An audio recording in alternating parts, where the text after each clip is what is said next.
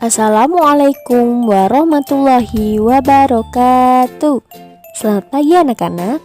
Sebelum kita mulai pembelajaran pada hari ini, terlebih dahulu kita berdoa bersama-sama ya. Berdoa, mulai. Bismillahirrahmanirrahim. Raditu billahi robba wa bil islami dina wa bi muhammadin nabiyya wa rasula. Rabbi zidni ilma warzuqni fahma. Amin ya rabbal alamin. Selamat pagi anak-anak. Bagaimana kabar kalian hari ini? Semoga selalu sehat dan selalu dalam lindungan Allah Subhanahu wa taala. Amin. Baik anak-anak, hari ini kita berjumpa lagi untuk belajar sejarah kebudayaan Islam. Nah, pada hari ini kita akan membahas materi tentang Umar bin Khattab. Nah, ada yang tahu kira-kira materi apa saja ya yang akan kita bahas pada hari ini? Oke, hari ini kita akan membahas materi tentang Khalifah Umar bin Khattab, yaitu antara lain yang akan kita bahas yang pertama, perluasan wilayah Islam oleh Umar bin Khattab. Kemudian yang kedua, kebijaksanaan Khalifah Umar bin Khattab. Dan yang ketiga, akhir pemerintahan dari Khalifah Umar bin Khattab. Sudah siap? Mari kita simak video berikut ini. Perluasan wilayah Islam. Perluasan wilayah Islam yang pertama adalah tentang kelanjutan Perang Yarmuk. Umar bin Khattab diangkat menjadi khalifah pada saat terjadi Perang Yarmuk. Perang Yarmuk adalah perang antara umat muslim dengan pasukan Romawi. Setelah Umar bin Khattab diangkat menjadi khalifah, pasukan Romawi yang dipimpin oleh Panglima Theodor melakukan peperangan melawan umat muslim. Kemudian terjadilah pertempuran yang sangat sengit. Dalam pertempuran itu, Panglima Theodor tewas dan kemudian digantikan oleh Panglima Vetarcius. Panglima Vetarcius memerintahkan pasukannya untuk mundur. Namun keesokan harinya terjadi pertempuran yang sangat dahsyat. Seluruh pasukan Romawi dikerahkan. Begitu juga dengan pasukan Muslim dengan gagah berani dan bertekad kuat untuk menangkan pertempuran, dan akhirnya pasukan Romawi yang besar itu dapat dihancurkan. Korban dari pihak pasukan Muslim kurang lebih 3.000 orang, termasuk beberapa sahabat yang ternama, seperti Ikrimah bin Amr dan putranya, Ibad bin Sa'id, Salman bin Hisham, Amr bin Sa'id, Jundub bin Amru, Tufail bin Amru, dan Hisham bin As. Kemudian upaya perluasan Islam yang kedua adalah penaklukan kota Damaskus. Kota Damaskus merupakan kota besar yang dikelilingi dinding tembok yang kokoh. Untuk merebut kota ini, pasukan Muslim melakukan pengepungan selama 70 hari. Oleh karena blokade yang dilakukan oleh umat Muslim, maka kota Damaskus terjepit dari segala arah. Kemudian, Panglima Besar Abu Ubaidah kemudian berhasil mendobrak gerbang kota Damaskus. Dan terjadilah pertempuran sengit antara kerajaan Ghassan Damaskus yang bekerja sama dengan pasukan Romawi dengan umat Muslim. Pasukan Romawi yang dipimpin oleh Vetarcius pun melarikan diri ke kota Homs. Raja Ghassan Damaskus yang melihat pasukannya terjepit kemudian menyerah dan meminta berdamai dengan kaum Muslim. Pada akhirnya, kota Damaskus menjadi milik umat Muslim. Kemudian yang ketiga, penaklukan wilayah Syria Utara. Penaklukan wilayah Syria Utara berjalan dengan cepat dan tanpa perlawanan yang berarti. Hal ini dikarenakan sebagian penduduk senang dengan penguasa-penguasa Muslim yang menampilkan sikap simpatik. Banyak juga yang kemudian berbondong-bondong masuk agama Islam. Beberapa wilayah Syria Utara yang telah ditaklukkan antara lain Bandar Sidom, kota Emesa, kota benteng Aleppo, Bandar Beirut, Bandar Tarabulus atau Tripoli, Bandar Banias, Bandar Jabil, Bandar Latakia, dan kota Antioquia. Kesemua daerah itu ditaklukkan antara tahun 15 Hijriah atau 636 Masehi sampai 16 Hijriah 637 Masehi. Kemudian yang keempat, menguasai kota suci Yerusalem atau Baitul Maqdis pada 16 Hijriah atau 637 Masehi. Pada tahun 637 Masehi, pasukan Islam di bawah pimpinan Khalid bin Walid dan Amr bin As mengepung kota suci Yerusalem. Uskup Sopronius yang merupakan perwakilan Bizantium sekaligus kepala gereja Kristen Yerusalem menolak menyerahkan Yerusalem kecuali jika Khalifah Umar datang langsung menerima penyerahan darinya. Khalifah Umar pun kemudian berangkat dengan mengendarai keledai dan hanya ditemani satu orang pengawal saja. Setibanya di Yerusalem, Khalifah Umar disambut oleh Sopronius yang merasa takjub dan kagum terhadap Umar bin Khattab. Kemudian Umar bin Khattab diajak oleh Uskup Sopronius untuk mengelilingi kota Yerusalem. Yerusalem kemudian ditetapkan sebagai ibu kota Palestina dan Amr bin As ditunjuk sebagai penguasa kota tersebut. Sementara Panglima Khalid bin Walid memimpin wilayah Syria Utara dan berkedudukan di Emesa atau Homs. Kemudian perluasan wilayah Islam yang kelima adalah melanjutkan penaklukan ke Persia. Setelah Umar menjadi khalifah, beliau meneruskan penyerangan Persia yang pernah dilakukan pada masa Khalifah Abu Bakar. Beliau mengirim Abu Ubaidah untuk memimpin penyerangan ke Persia, dibantu oleh Sa'ad bin Abi Waqqas. Peperangan pertama terjadi pada tahun 15 Hijriah atau 635 Masehi dan dimenangkan oleh kaum muslim. Akan tetapi pada saat itu Panglima Abu Ubaidah gugur sebagai syuhada. Kemudian Panglima Sa'ad bin Abi Waqqas meneruskan perjuangan Abu Ubaidah.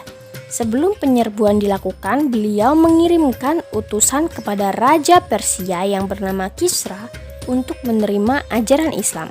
Akan tetapi ternyata Kisra menolak dan malah akan menyerang pasukan muslim. Pasukan Raja Kisra pada saat itu dipimpin oleh Panglima Rustam dan terjadilah pertempuran yang dahsyat sehingga Panglima Rustam tewas dalam pertempuran tersebut. Pada akhirnya pasukan muslim menang dan Khalifah Umar mengangkat Sa'ad bin Abi Waqqas sebagai gubernur Persia dengan pusat pemerintahan di Kufah dan Basrah. Kemudian perluasan wilayah yang keenam adalah menaklukkan Mesir. Penaklukan Mesir dipimpin oleh Panglima Amr bin As atas izin Khalifah Umar bin Khattab. Daerah pertama yang dapat diduduki oleh pasukan muslim adalah Bandar Pelusium pada bulan Muharram 19 Hijriah atau 640 Masehi. Panglima Amr bin As mengirimkan utusan yang berjumlah 10 orang di bawah pimpinan Ubadah bin Samit dan berunding dengan penguasa Mesir. Berikut isi syarat yang diajukan, antara lain memeluk agama Islam dan terjamin hak milik dan nyawanya, dan memperoleh persamaan derajat. Yang kedua, menyerah dengan damai dan membayar jizyah atau pajak dan terjamin hak milik serta nyawanya. Yang ketiga, atau meneruskan perang dan harus memikul akibat yang ditimbulkan perang tersebut. Akan tetapi ternyata upaya itu gagal dan pada penghujung Rabiul Awal 21 Hijriah atau 641 Masehi, pasukan muslim menyerbu benteng Babylon. Zubair bin Awam dengan pasukan kecil berhasil membuka gerbang tembok dan pasukan muslim pun menyerbu ke dalam dan menghancurkan pasukan Romawi. Mesir pun berhasil ditaklukkan. Kemudian yang ketujuh, merebut bandar Alexandria. Setelah menguasai benteng Babylon yang ada di Mesir, Amr bin As mengepung bandar Iskandaria atau Alexandria yang merupakan kota pelabuhan paling ramai di Mesir. Akhirnya terjadilah kesepakatan atau gencatan senjata antara pasukan muslim dengan penguasa Romawi yang ada di Iskandaria yang berisi 8 pasal yaitu sebagai berikut. 1. Kewajiban membayar jizyah sebesar 2 dinar setiap tahun. Yang kedua, gencatan senjata berakhir pada tanggal 28 September 624 Masehi. Yang ketiga, pihak muslim berada di markas ketentaraannya selama masa gencatan senjata. Tidak boleh melakukan tindakan-tindakan kemiliteran terhadap Iskandaria dan pihak Romawi menghentikan permusuhan. Yang keempat, anggota pasukan Romawi yang meninggalkan Iskandaria berhak membawa harta benda dan hak miliknya. Begitu juga bagi yang masih berada di wilayah Mesir. Yang kelima, pasukan Romawi di Iskandaria menghentikan segala usaha apapun yang bertujuan merebut wilayah Mesir kembali. Yang keenam, pihak Islam tidak akan mengganggu rumah-rumah ibadah orang Nasrani dan tidak akan campur tangan dalam urusan orang Nasrani. Kemudian yang ketujuh, pihak Yahudi diizinkan menetap di Iskandaria. Dan yang terakhir, sejumlah 150 orang perwira Romawi dan 50 orang pembesar Romawi merupakan sandera di tangan pihak muslim untuk jaminan selama pelaksanaan gencatan senjata. Perjanjian ini sangat menguntungkan bagi pasukan muslim. Kebijaksanaan Umar bin Khattab sebagai khalifah. Berikut ini adalah kebijaksanaan Umar bin Khattab sebagai khalifah. Yang pertama, dalam bidang ekonomi, beberapa kebijakan Khalifah Umar bin Khattab dalam bidang ekonomi antara lain yang pertama, membentuk Baitul Mal. Yang kedua, mendirikan Departemen Pajak Tanah atau disebut Diwanul Kharaj. Yang ketiga, mendirikan Departemen Keuangan dan Pajak yang disebut Diwanul Jund. Dan yang keempat, menetapkan anggaran pemasukan dan pengeluaran negara. Kemudian yang kedua, dalam bidang pemerintahan, Khalifah Umar bin Khattab memiliki kebijakan antara lain yang pertama, membuat lembaga departemen seperti Departemen Keuangan dan Pajak, Departemen Pendidikan, Departemen Kehakiman, dan yang lain. Kemudian yang kedua, menetapkan kalender Islam. Yang ketiga, membentuk sekretaris di setiap departemen. Yang keempat, membangun penjara. Yang kelima, membentuk angkatan perang yang tetap dan teratur. Yang keenam, membentuk badan-badan yang mengawasi keuangan negara, tata tertib kebersihan, perdagangan, dan yang lain.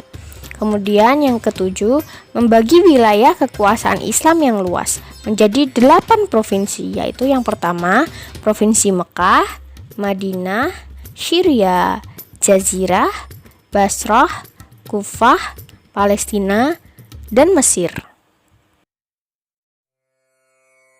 Sementara kebijakan Umar bin Khattab dalam bidang militer antara lain yang pertama, membuat pangkalan militer, kemudian membentuk laporan harian pasukan, kemudian pergantian pasukan secara berkala, kemudian sistem upah bagi pasukan militer, dan yang terakhir kebijakan wajib militer. Akhir pemerintahan Khalifah Umar bin Khattab.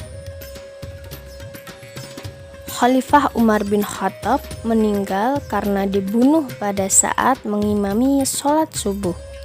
Pelaku pembunuhan yaitu Abu Lu'lu' atau Fairuz. Pembunuhan itu dilatar belakangi oleh dendam pribadi atas kekalahan Persia yang merupakan negeri asal Abu Lu'lu'. Peristiwa ini terjadi pada hari Rabu 20 Zulhijjah 23 Hijriah atau 644 Masehi. Setelah wafat, jabatan khalifah kemudian dipegang oleh Utsman bin Affan yang merupakan sahabat. Baik anak-anak, kita telah selesai menyimak video pembelajaran tentang kebijaksanaan Khalifah Umar bin Khattab. Kemudian tadi juga ada perluasan wilayah Islam. Dan kemudian juga ada akhir pemerintahan dari Khalifah Umar bin Khattab. Kita tutup pembelajaran kita pada hari ini dengan membaca hamdalah bersama-sama. Alhamdulillahirabbil alamin. Sekian, wassalamualaikum warahmatullahi wabarakatuh.